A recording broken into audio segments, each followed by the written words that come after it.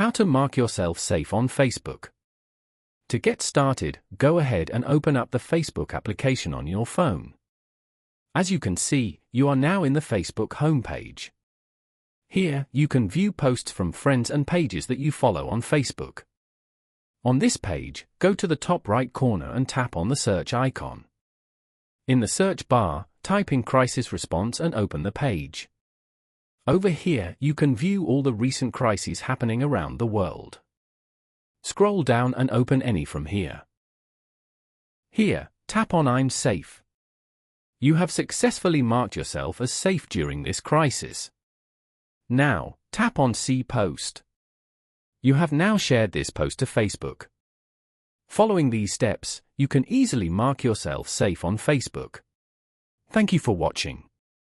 Please leave a like if this tutorial helped you, or leave a comment below if you have any questions related to the video.